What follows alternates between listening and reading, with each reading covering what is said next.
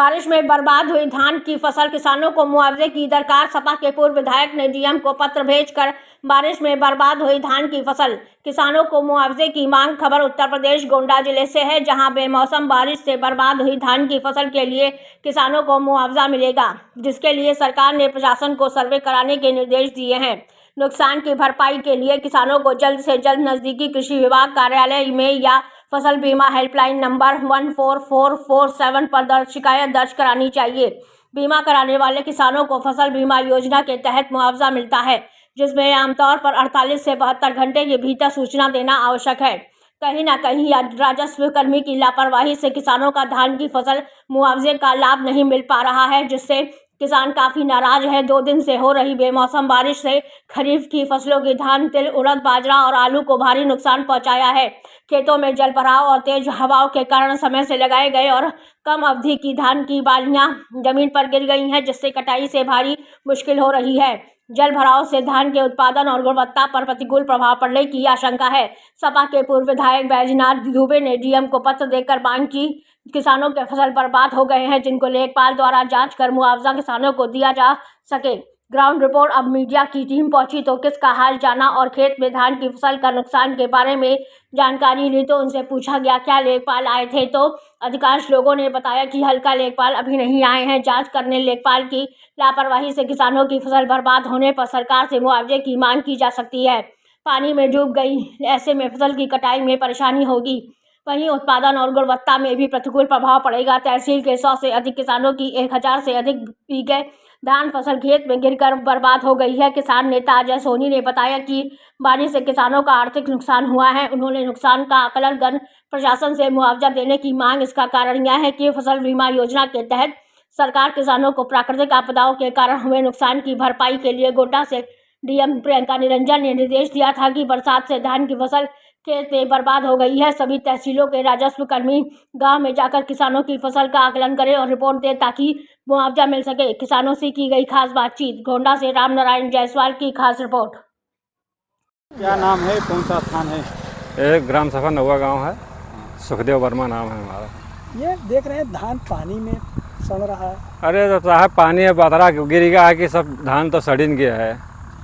अच्छा, सरकार की तरफ से डीएम ने एक जारी किया आदेश कि लेखपाल और लोग जाके मुआयना करें या जब फसल जो नष्ट हुए उनको मुआवजा देने की बात, कोई आया हुआ है आप लोग का? यहाँ तो कोई नहीं आया साहब, कोई अभी तक कोई नहीं आया है। डीएम आदेश कहीं नहीं, वो सब कागजी कार्रवाई हमें लागत है होके बर रह जाइए। कितना बीघा आपका फसल नुकसान हुआ? 5 बीघा नुकसान हुआ है। अच्छा, आपके क्षेत्र में कितने ऐसे कटे फसल जो पड़े थे? बहुत कटे पड़े हैं, हजारों बीघा कटे पड़े हैं। धान की फसल कितने महीनों में तैयार हो जाता है?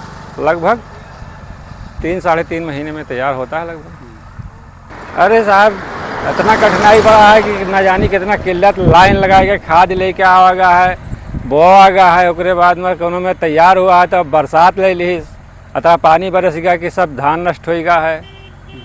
भर्ती आएगी नहीं? भर्ती कुछ ना आई है, वहाँ कोनो में खाए भरे हो जाए तो मानो बहुत है। क्या लग रहा है सरकार द्वारा कुछ उम्मीदें आप लोगों को सरकार से क्या? अरे अब सरकार से मिल जाए तो बढ़िया है, लेकिन अब अभी तक कोई ना आया हुआ तो कहाँ आशा की जात है। अच्छा, जो धान मतलब फसल पानी में गिर गया, अभी पड़ा हुआ पानी भी भरा हुआ है, उसमें तो कुछ नहीं होगा। कैसे निकल पाएगा वो उसमें कुछ नहीं होगा, वो सड़ जाएगा उसी में। धान सब सड़ जाएगा? हाँ सड़ जाएगा उसी में। माता जी, हमार बेटा अभी कौन सा गाँव है? बेटा देवी, गौवा कौन सा है? नौवा गाँव। ये जहाँ खड़ी है किसान आप हैं और आपके खेत में पानी धान डूब रहा है, क्या है? अरे अब का बाढ़ आए, खाद पास लगावागा, सब चलागा सब। कोई मुआवजा वाजा के लिए आए?